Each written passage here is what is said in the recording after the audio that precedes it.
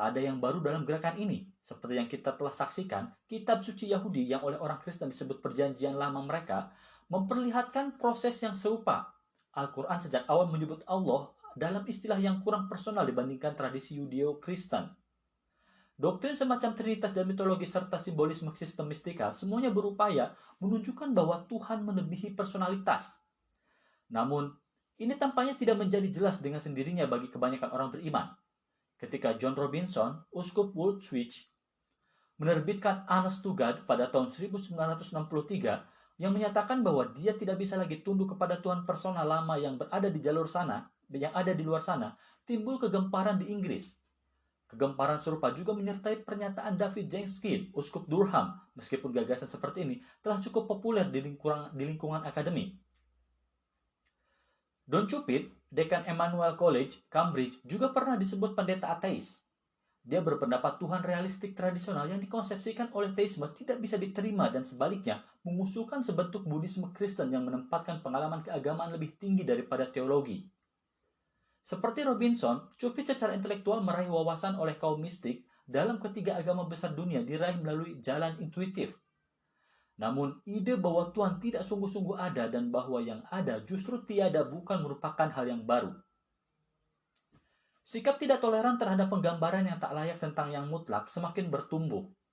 Ini merupakan ikonoklasme yang sehat.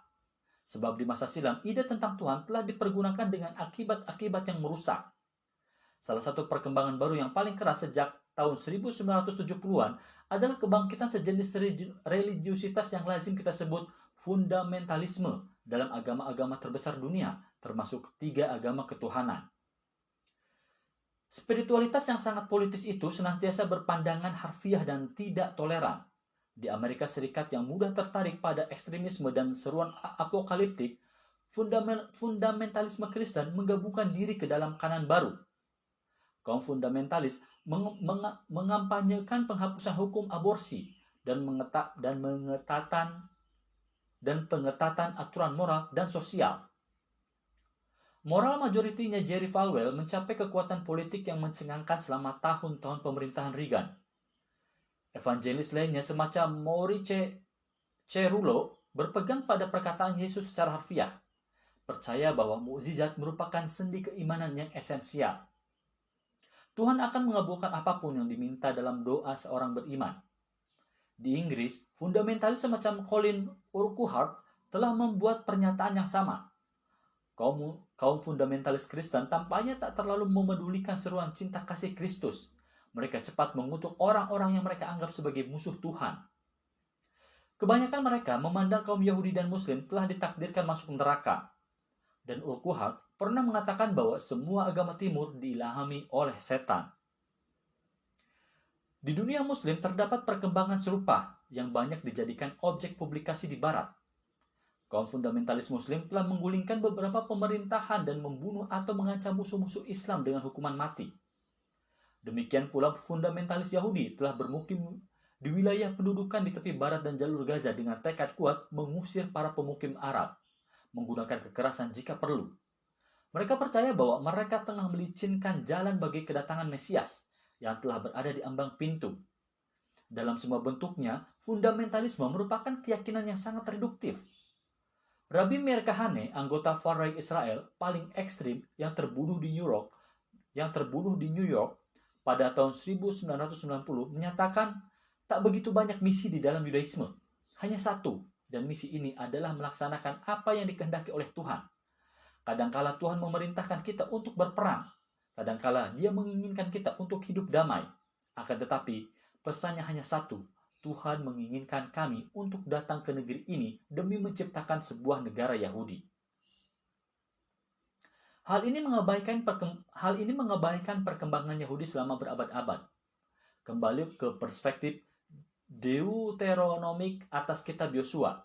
Tidak mengherankan jika orang-orang yang mendengar pernyataan yang profan ini, yang membuat Tuhan menyangkal hak asasi bangsa lain, berpikir bahwa semakin cepat kita membinasakannya akan semakin baik.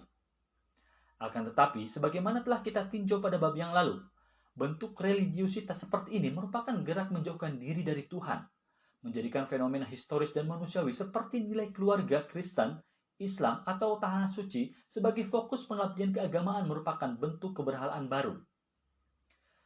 Rasa benar sendiri ini telah menjadi godaan yang terus mengusik kaum monoteis sepanjang sejarah. Hal seperti ini harus ditolak karena tidak autentik. Tuhan kaum Yahudi, Kristen, dan Muslim berangkat dari titik awal yang tidak menguntungkan karena ilah kesukaan Yahweh pemihak habis-habisan hanya kepada umatnya sendiri. Pasukan salib yang belakanganlah membangkitkan kembali etos primitif ini. Mereka mengangkat nilai kesukuan ke status yang tinggi dan menempatkan ideal-ideal buatan manusia sebagai pengganti realitas transenden. Mereka juga menafikan tema monoteistik yang penting. Sejak para nabi Israel mereformasi kultus pagan Yahweh, Tuhan kaum monoteis mengutamakan nilai kasih sayang. Telah kita saksikan bahwa kasih sayang merupakan ciri sebagian besar ideologi yang diciptakan selama zaman Kapak.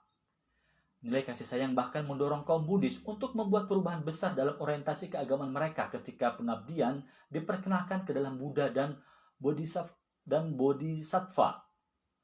Para nabi telah mengajarkan bahwa kultus dan penyembahan tidak berguna, kecuali jika masyarakat secara keseluruhan mengadopsi etos yang lebih adil dan berkasih sayang. Pandangan semacam ini dikembangkan oleh Yesus, Paulus, dan para nabi dan para rabi, yang semuanya memegang cita-cita Yahudi yang sama dan menganjurkan perubahan besar dalam Yudaisme untuk mewujudkan cita-cita ini. Al-Quran menetapkan terwujudnya kasih sayang dan masyarakat yang adil sebagai esensi agama Allah yang telah direformasi. Kasih sayang merupakan kebajikan yang sangat sulit. Etos ini menuntut kita untuk keluar dari keterbatasan ego kita, membuang rasa tidak aman dan prasangka yang telah kita warisi. Tidak mengherankan jika ketiga agama Tuhan ini pernah gagal meraih standar yang tinggi ini.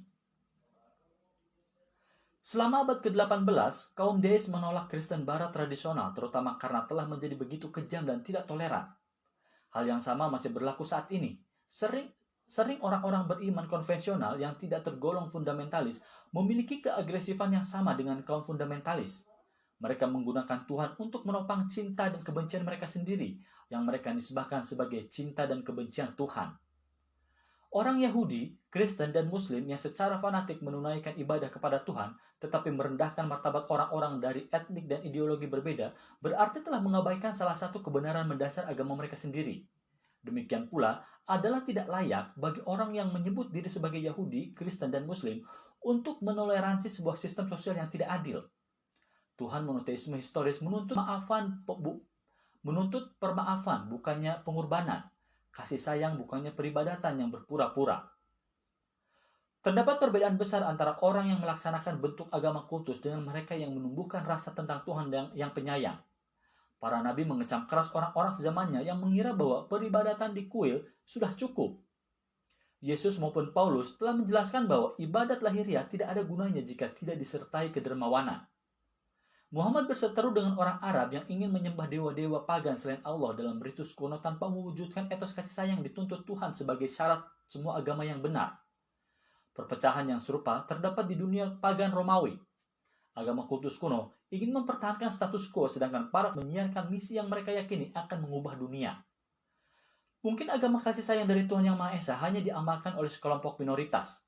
Kebanyakan orang merasa kesulitan menghadapi ekstremitas pengalaman ketuhanan dengan tuntutan etikanya yang tanpa kompromi. Sejak Musa menerima daftar perintah Tuhan dari Gunung Sinai, kebanyakan orang lebih suka menyembah sapi emas, gambaran Tuhan tradisional dan tak menakutkan yang mereka ciptakan sendiri beserta ritual-ritual kunonya yang menenteramkan. Para pemimpin agama kuno itu sendiri sering menutup telinga terhadap inspirasi para nabi dan mistikus yang membawa berita tentang Tuhan yang lebih banyak menuntut. Tuhan bisa juga digunakan sebagai obat mujarab, sebagai alternatif bagi kehidupan duniawi dan objek fantasi yang mengikuti hawa nafsu. Ide tentang Tuhan sering dipakai sebagai candu masyarakat. Ini sangat berbahaya, terutama tatkala dia dikonsepsikan sebagai suatu wujud lain yang sama dengan kita tetapi lebih besar dan lebih baik di langitnya sendiri yang dikonsepsikan sebagai surga bagi kesenangan-kesenangan duniawi. Namun pada awalnya, Tuhan dipakai untuk membantu manusia memusatkan perhatian pada dunia ini dan untuk menghadapi realitas yang tidak menyenangkan. Bahkan kultus pagan Yahweh dengan segala kekeliruannya yang nyata menekankan keterlibatan langsungnya dalam berbagai peristiwa yang terjadi dalam waktu duniawi. Sebagai lawan